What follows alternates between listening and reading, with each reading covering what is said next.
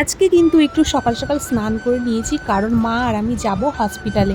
আর কালকে রাতে মা আমাকে এই হাঁড়ির মধ্যে কিন্তু তালের বড়া দিয়েছিল, অনেকগুলোই ছিল কিন্তু খাওয়া হয়ে গিয়েছে বলে এ কটা আছে দেখে রেখে দিয়েছি। এরপর মাকে ফ্রিজ থেকে ওল বের করে দিলাম, কারণ আজ কিন্তু নিরামিষ হবে, ওলের তরকারি আর ভাত হবে। আর খাওয়া দাওয়া করে তারপরেই কিন্তু আমরা যাব হচ্ছে হসপিটালে। তো ফাইনালি কিন্তু রান্না হয়ে গিয়েছে আর আমি কিন্তু খেতেও বসে গিয়েছি, আর একটু কিন্তু রেডিও হয়ে গিয়েছে। আর বাইরে যা রোদ হয়েছে কি আর বলবো, একটুকু বৃষ্টি টিষ্টি কিন্তু নেই।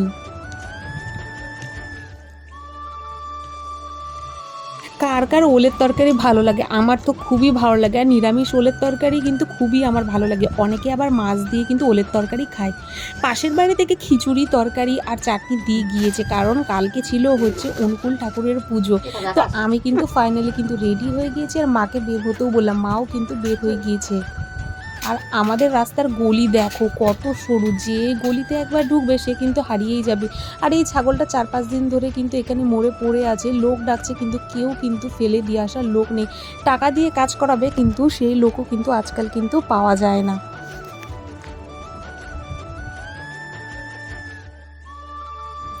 আমাদের বাড়ি থেকে কিন্তু হসপিটাল খুব দূরে না, মাত্র কিন্তু 10 মিনিট কিন্তু টাইম লাগে। আর যা রোদ পড়েছে, তো আমি কিন্তু ছাতা নিয়ে নিয়েছি। আর আকাশটা দেখো কতটা সুন্দর লাগছে, সামনেই কিন্তু দুর্গাপুজো, সেই জন্য মনে হচ্ছে যে আকাশটা একদম ঝলমলে করছে। তো চলো, এরপর কিন্তু রাস্তা পার হলেই কিন্তু আমাদের হসপিটাল।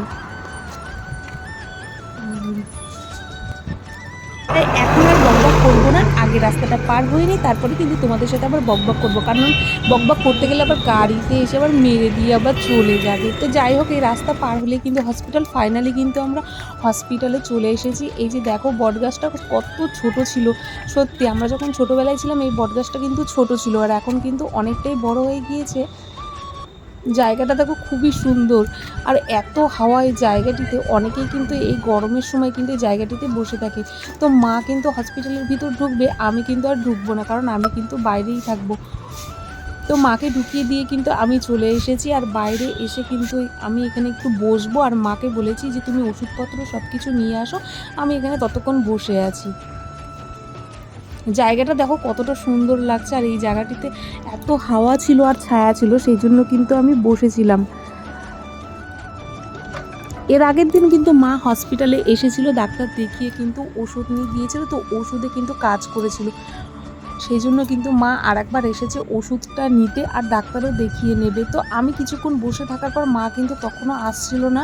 আর এই দিকে গাছ কাটাকাটি চলছে, কারণ সামনেই কিন্তু দুর্গাপুজো, সেই জন্য কিন্তু গাছ সব কিছু কাটাকাটি চলছে। আর আমাদের এই জায়গাটিতে কিন্তু দুর্গাপুজো হয় অনেক বড় করে।